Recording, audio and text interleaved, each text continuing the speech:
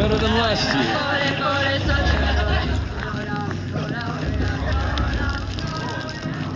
Jug! Get down from there! Bad enough you're drunk. Why do you have to go climbing houses? Oh, not supposed to go climbing on other people's roofs, Listen huh? carefully now, for you'll have to tell this when I'm gone. In the beginning, Too much romance. all Not enough life fist came fights from this All year. Mother. People, machines, and beasts, all were her children. They lived alongside each other in the comfort of her wild embrace. But some grew restless. Though they took of her bounty, they wanted more. These were the faithless. The machines had whispered to them, promised to serve them, to make them a new world, better than the one All Mother provided. A world of metal. They told the faithless they would do all the work for them. Feed them, shelter them, give them a life of ease, of plenty.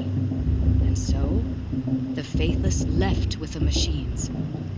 Only the true children, the mothers and fathers of the Nora, stayed with All Mother. At first, the machines did as they had promised. They built cities, great and terrible, monuments to their sins.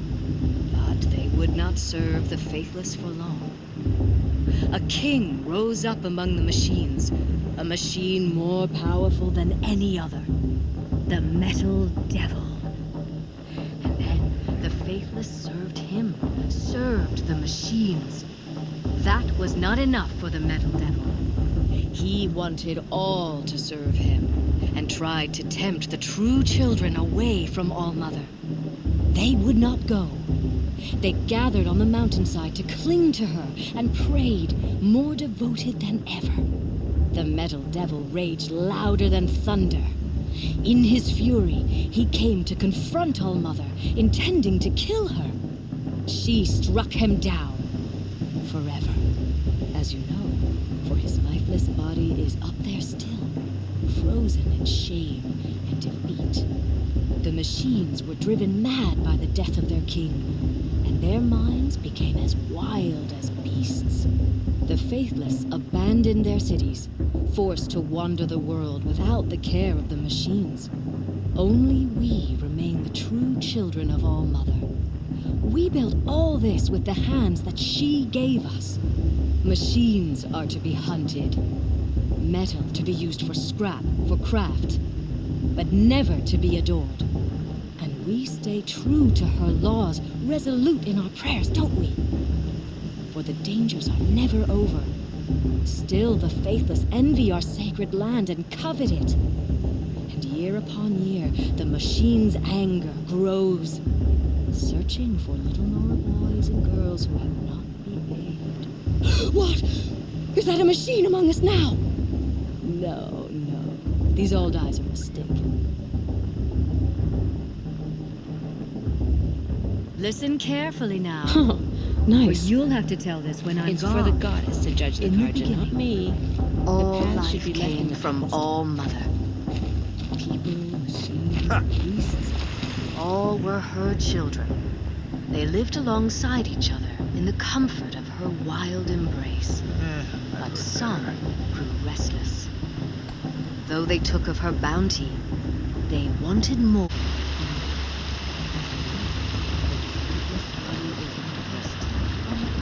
Aloy, over here. Karst? What are you doing here? Careful. Pretend like we've never met. I wasn't supposed to trade with outcasts in the wilds, remember? How could I forget? And how generous of you to talk to me now. Don't be like that. You know I'll be rooting for you in the proving tomorrow. Can't wait to see the looks on some of these faces when you win. And if you need any last-minute supplies, I'm your man. So, Mother's heart. I thought you preferred the wilds. Well, man can't drink alone all the time, can he? Truth is, I get lonely once in a while. There, I admitted it. Don't think less of me. I won't hold it against you, if you give me a discount. You can't be. I'm joking, Karst. It's good to see you.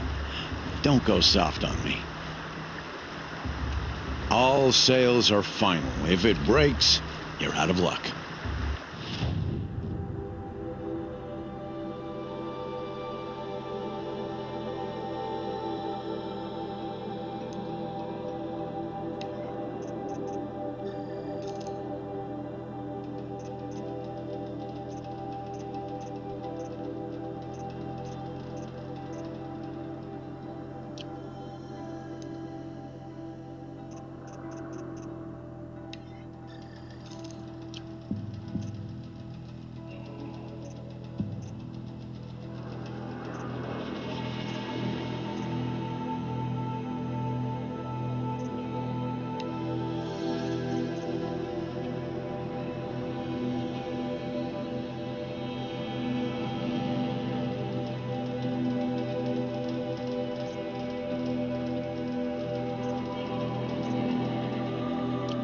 Always happy to take your shards.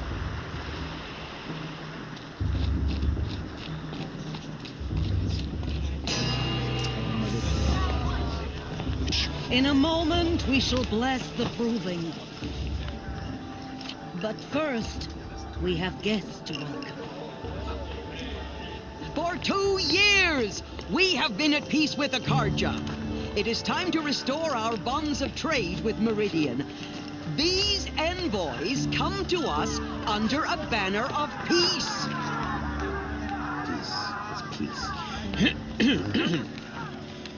An enunciation of gratitude written by the hand of Sun King Avad. Hey! Hold your fruit, Nora Faithful. Hold your fruit. Now I'm Azaram, not Karja. So I'll put it to you straight. The 13th Sun King was a murderous bum. Oh, he was. He was a tyrant and a monster. He raided my tribe for blood sacrifice, just like yours. My own sister was taken. I hated the Karja. But the 13th king is dead. 2 years now. Now, who killed him? The 14th. Not because he lusted for power, but because someone had to put an end to his father's atrocities. Yeah! The message that this poor priest means to read is an apology. Straight from the lips of the 14th king. So please, can't you lend him your ears? Thank you. An enunciation of gratitude written by the hand of Sun King Avad, 14th luminance of the Radiant Line. People of Sonora, on the eve of Unknown your device? proving, He's wearing a focus, just like mine. stand with you as the sun's You're the only other person I've ever seen wearing a focus. Where did you get yours? What? A Nora? Wearing one of these? That's impossible. Your tribe fears the old places, forbids them. Who says I'm like other Nora? Why, I guess you're not.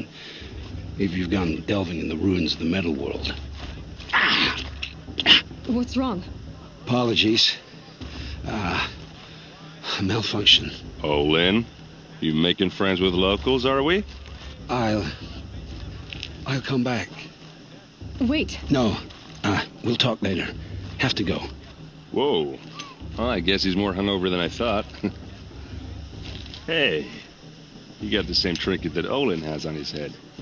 Since when did those become fashionable? His name is Olin? Who is he? And where did he get one of these? He's just a scrounger with friends in high places. Now, he spends half his time digging for artifacts, the other half drinking or dicing. As for the trinket, well, I guess he dug it up somewhere. Just a weird old jewel he sticks on his face. I mean, no offense. It looks great on you. I thought your friend was gonna go down in a hail of fruit, but you really calmed the crowd. Thanks. I wasn't sure I could do it. The Nora is still pissed with the Karja about the Red Raids, and who can blame them? I wanted to ask you something else. If you want. But I'll also be around after that blessing thing, if that'd be a better time to talk. I never heard anything about red raids growing up. What were those? Your tribe was at war and you didn't even know? Were you kept hidden away? Did you have overprotective parents or something? I grew up as an outcast, shunned by the tribe. Oh, yeah, I've heard the Nora do that. That seems cruel, if you ask me. But even an outcast knows about the derangement of the machines, right? How they get deadlier every year? Well, the mad Sun King figured if he spilled enough blood to the Sun God, it would calm the machines. Didn't work. But for years, he raided the tribes and took captives for sacrifice. My sister among them. The Nora put up a good fight, but lives were lost. You said the machines have been getting more dangerous every year. Yeah, I don't have to tell you that, right? First I've heard of it. Oh, I'm sorry. I just assumed everyone knew. Well, the way I hear it, 15, 20 years ago, the machines weren't always pissed off like they are now. When a hunter came at them, they'd spook and run. So it was hard to take them down, but not dangerous, so long as he was smart enough to jump out of the way. But then the derangement starts up and everything changes. Now, when a hunter fires a shot, the machines snarl and charge right at him. A few more years pass and they start attacking people on sight. Going anywhere becomes a major risk. If that wasn't bad enough, entirely new kinds of machines start showing up. Bigger, meaner, and heavily armed. Like the Sawtooth. Yeah, 10 years ago, that one. But every couple of years or so, something worse comes along. Believe me. So what's making it happen? And no one knows. And the machines, well, they aren't telling. So what happened? How did it all end? The Mad King's own son united Karja rebels with Oseram freebooters. And together we did the impossible, took back Meridian and killed the crazy old king. So now the son sits on the throne and it's a big improvement. Under Avad, there's no more sacrifices, no more slavery. People from all tribes are welcome in Meridian now, even Nora exiles. You really should come visit. Who are the Oseram? Oh, that's my tribe, far to the northwest. We're good at three things: arguing, working steel, and brewing. And freebooters. What are those? I guess you could say we were mercenaries, warriors for pay. Except a lot more loyal than that makes us sound.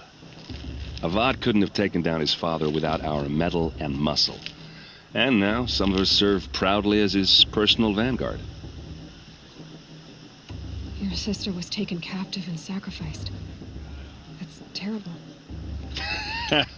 Captive, yes. Sacrificed, no. It takes more than a few Karja to finish Ursa. She got away, and now she's my captain. Captain of the entire vanguard. Favored by the Sun King himself. How did she survive? Oh, that's a story, all right, but it takes a while to tell. Maybe another time over a drink or three? Or just come to Meridian and meet her yourself. I think you'd like each other. You're both rather, direct. If the Karja have such a cruel history, how did you end up serving them? The last king and his men were butchers. But the new king wants peace. There's nothing cruel about that. Besides, the Karja don't just fight, they build. But take Meridian. Next to it, everything else is just a bunch of sticks and stones. Just how big is Meridian? What's it like? Where do I even start? My tribesmen are masters of the forge, the best tinkers in the world. But when it comes to building, the Karja have us beat. The city soars over a canyon with more bridges than the Nora have roads and buildings tall as mountains. And across the valley stands the spire, like a blade thrust into the sky reflecting the sun. You really owe it yourself to see it. So consider that a challenge. Or an invitation. I want to ask you about something you said before. Ask away. I've never seen armor like yours before. You've never seen Vanguard steel? Well, let me introduce you. Ring-locked, impact-protected, sturdy enough to choke a sawtooth. It has to be. The Vanguard of the Sun King's best. Life-takers and machine breakers to a one. You might even give a Nora warmaid like you more trouble than she can handle. With all that metal to slow you down? I doubt it. Yeah, hard to say. From where I'm standing, looks like a pretty even match. What else do you know about Olin? Is he really that interesting? I'm starting to get jealous. Well, he scours the wilds for ruins, digs up stuff, and sells it to nobles. When he's not scrounging, he's scouting. Exactly the skills you want the man guiding your expedition to have. I've known him for a few years. He's a loyal companion, cares for his family, holds his drink well enough. I like him, but besides that, not much to tell. I should make my way to the blessing. Yeah. Look, maybe I shouldn't say this, but it's obvious that you don't belong in this backwater. I mean, you're smart. You're obviously capable, and, well, I mean, look at you. What are you talking about? You know what. All right, if you ever visit Meridian, look me up. I'll show you around, make introductions. It'll be a whole new life, if you want it. Anyway, I have to go to that blessing thing, too. So, see you around, maybe?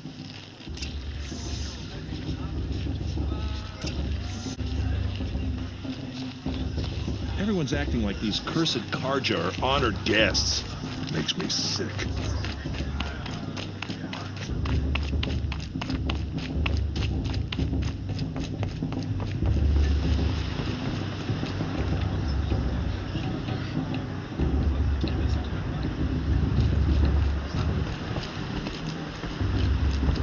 Start the blessing when all aspirants are in place.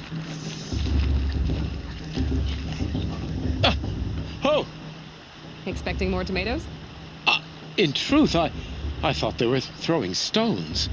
Stones hit a lot harder. You'd know the difference. If you wish to speak, we should do so after the ceremony. I'd rather not hold things up, or do anything else that angers these people.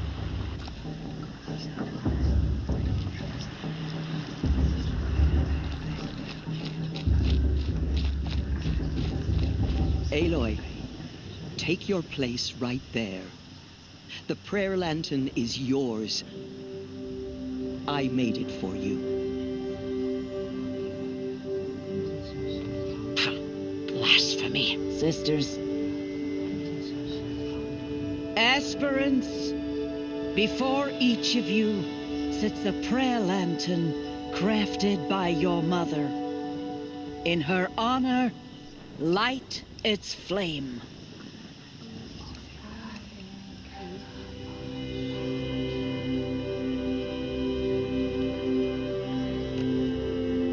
In honor of Rost. And all he did to help me get here. Oh, Mother, hear our prayer. What is the child but a mother's hope that takes flight? A glowing flame that climbs the air, set free to the wind, sailing the sky till it fades and falls. So, from one to another, passes the chain of love.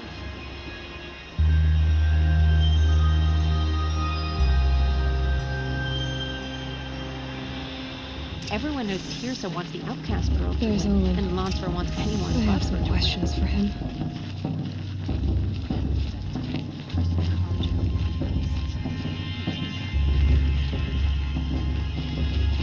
Perhaps the Karja have come to make amends. I won't deny their chance. Aloy, now that the blessing has been made, you and I finally have a moment to speak. I hope the ceremony wasn't too unpleasant for you, given your circumstances. I can't say it was comfortable, but I could see the beauty of the ritual, even so. It takes a generous heart, Aloy, to commend a ritual that venerates all that you were denied. All I'm saying is that it didn't bother me. I have bigger things to worry about than hearing the Nora mumble about their mothers. I see. I imagine you must have questions for me then. It surprises me the tribe lets outcasts run in the Proving. It's not like the Nora to be so hospitable. It has always been law that any child outcast has this right, as a means to rejoin the tribe. So far as I know, however, you are the first ever to exercise this right. I'm not surprised. I doubt many outcast children survive long enough in the wilds to come of age. I think, rather, it is because child outcasts are so rare. In all my years, I've only known of one other child who was cast out. A boy of 13, who killed his mother. But at the Proving 5 years later, he did not appear. No, I'd be surprised if he survived very long on his own. But at least he had a chance. Other tribes would have simply executed him. It may be hard for you to accept, Aloy, but the practice of shunning is, relatively speaking, humane. Oh, is it? Try it out for 18 years, Tirsa, and then let me know what you think. Why was I made an outcast at birth, Tirsa? What crime could I have committed even before I was born? Aloy, this is not a question I can answer. Why not? It's simple enough. And what about my mother? Is she here tonight, watching me? Or is she dead? Is she here? Or nowhere? I am sure your mother is here with us, if only in spirit. That's not really an answer, is it? Just so you know, Tirsa, the reason I'm here is to get answers. Real ones. And when I win the Proving, I will demand them. I know, Aloy. I would expect nothing less. What about Rost? Why was he made an outcast? So, he never told you? He said he swore an oath never to speak of it. Yes. As did I, and the other matriarchs. I'm sorry, Aloy, but Rost's past is another secret I must keep from you. What else is new? Rost told me that matriarchs don't just lead the tribe. What else do you do? We teach, offer counsel, give blessings. When necessary, we judge. Our only concern is the welfare of the tribe. Among our number this year, we count 3 high matriarchs and some 30 lesser matriarchs. What's the difference? Matriarchs are grandmothers with 2 generations of living progeny. But a high matriarch is a great-grandmother with 3 or more generations to her name. Thus do we speak for generations, lending our opinions weight. The high matriarchs most of all. So, the more children you have, the more authority you get? I guess that's one way to decide who leads a tribe. Why would there be any other? Why does Lansra hate me so much? She is a woman of extreme opinions. More than that, I cannot say. It's not my fault that I was born, or that the matriarchs decided to cast me out. I side with you in this matter, but there are differences of opinion, and any vote of the high matriarchs requires a majority. I should be going. I'm sorry if I've been too harsh. It's just, I've wanted answers for so long. I know, child. You're not the only one who's waited years for this day. I will be praying for your success. Boss. What about Vala? That blessing wasn't bad. Nice and short, anyway. But I know a half-dozen Oseram tinkers who could put on a better fireworks show. Oops. I hope I'm not throwing a wet blanket on your sacred ritual. It was nice. Really.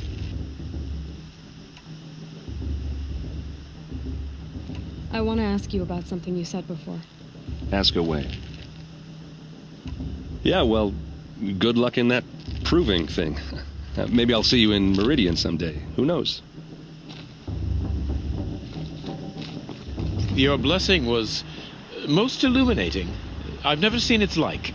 A rare gift indeed. But you don't believe in Allmother, do you? Usually the distance between our tribes shrouds Nora ways from Karja eyes. But here among you, I see a beauty that shines true. Perhaps Naman is right after all, that the sun's light brightens all lands and all peoples. Who's Naman? One of my brethren, who believes the sky is wide enough for the faiths of all tribes. Who is the Sun King you speak for? His Luminance Avad is the 14th king of the Radiant Line.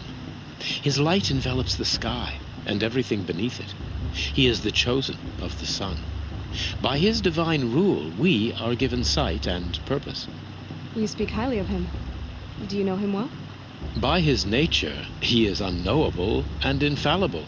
We are his instruments, not his companions.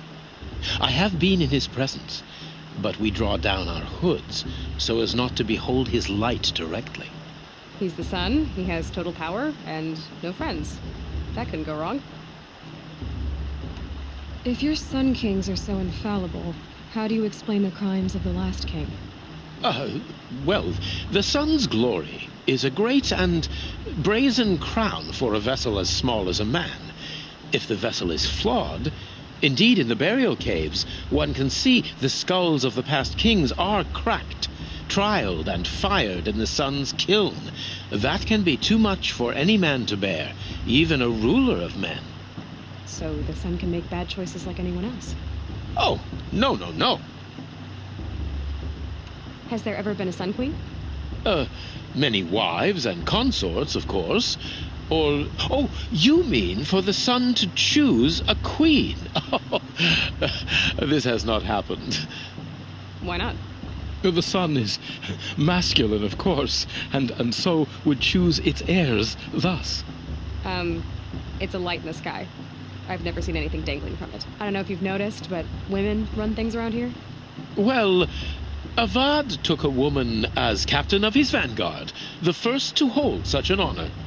You mean Aaron's sister, Ursa. From what he told me, she sounds formidable. Oh, formidable indeed. A woman, and an outsider as well. She might make a fine Sun Queen, given a chance. A sun queen? Oh, no. Who are you, Sun Priest? I am the Reverend Irid. The glory of the Karja is the sun's glory, reflected. We sun priests are but glimmers of its great light. You just said a lot, but you didn't tell me anything. My apologies. My duty is to carry out the will of the sun, by serving its emissary among us, the Sun King. I comfort those who walk by the light of day, and I travel to those in far reaches whom the light barely touches, bearing warmth. So you live in Meridian? I do. Where better to mark the sun's divine passage than where the sandstone glows in the light of its passing. I was raised in the mesa's great shade, its wild bird markets and metal cellars, spices and colored silks. Sounds impressive. Oh, you should behold it. And you can if you make the journey. At his luminance's order, we have flung its gates open to all. Any Nora who leaves the sacred land becomes an exile. But hey, who knows where I'll end up. Did you come all this way just to deliver your Sun King's speech? It is my duty, and also my honor, to carry the light of atonement to those we overshadowed and wronged. I swallowed my fear, but it re-emerged. I am glad Erend Van Guardsman made this journey. He is my shield, a good man. Why were the Karja at war with the Nora? Under the 13th Sun King, the Karja had no peace with any tribe.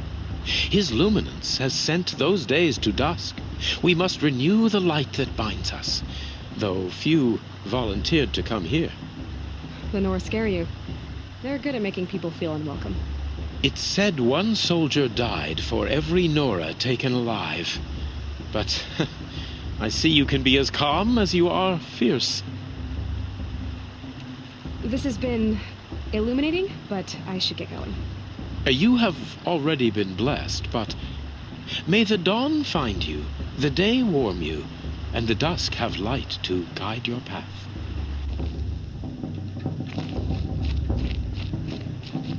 Hello, Olin. You know my name? Ah, guess Aaron told you. Why did you act so strange when we spoke earlier? Must be this festival. I'm really not one for crowds. Maybe I should just turn in. Stop dodging my questions. All right, cool your fire. I got nothing to hide. I've never seen anyone else with a focus. Where exactly did you find it? In a ruin, north of the Claim. That's our name for the Oseram homeland. Up there, the metal seams run deep. Steel giants half buried in loose soil. Forgotten caves that the old ones bored into mountain rock. Your eyes just lit up. I found my focus in a cave just like you're describing. A ruin of the old ones. If you've delved yourself, you know as much as I do. Go to those places for answers. Not me. When we spoke earlier, you winced, then looked like you were in pain. Or frightened. Did your focus show you something? It didn't show me anything. I told you. It malfunctioned. Happens all the time.